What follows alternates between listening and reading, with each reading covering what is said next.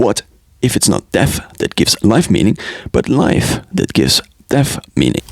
The unborn. Every human is the winner, or winners in case of multiples, of the sperm-egg race. All the others die.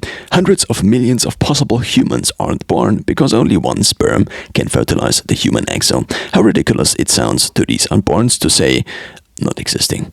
Every human for most of known time didn't exist until the human existed, until again it didn't.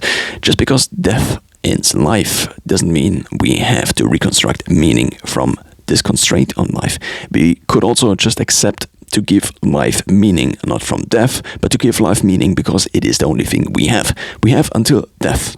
There are also many other constraints on life. It's food that gives life meaning. Without it, soon dead. It's water that gives life meaning. Without it, soon dead. It's family that gives life meaning. It's friends that give life meaning. Maybe they all do. Maybe also death does. Maybe it's a multivariate function that has a space for all the variables and their weights that one chooses to give meaning to one's life.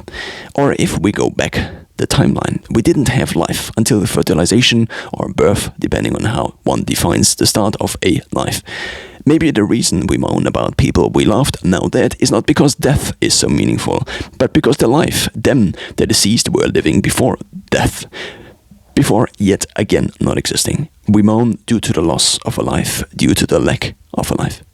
And not the lack of death that occurs with life expectancy rising worldwide for hundreds of years.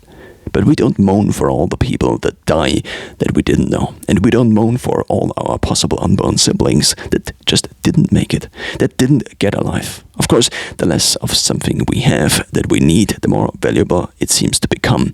Hence, the need to value life seems to be to a certain extent limited by the limitation of life only lasting for so long. But what if we, maybe in the not-so-far future, could choose not to die, or at least extend life a little longer? We already choose not to die when accepting medication, when laying on the operating table for a chance to live life, or to live a little better, maybe also a little longer, when getting vaccinated to reduce the risk of certain diseases. Choose to incrementally delay death. What if grandma can live another 2 years, see the grandchildren grow up a little longer, see them going to school instead of them just in kindergarten? Also here, we rarely say, well, since we need to make sure life remains meaningful, we decided to no longer do bypass surgeries on all people over 50. Or how about we make some rules to die people or let them die at a certain age, just to realize that previous such rules would sound ridiculous today.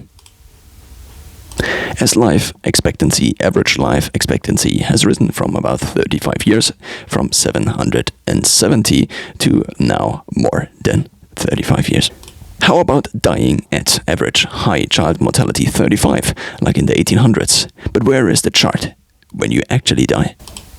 The patient is indeed 35, therefore we have to decline this person's indirect request of medical treatment due to having had a car accident. But our religion, constitution, and the person's insurance policy says no, making sure life is meaningful since 1775. As long as life expectancy keeps rising, made-up rules for how long a good life lasts might also adapt, change. So maybe, after all, it's not death that gives life meaning, but life that gives death meaning.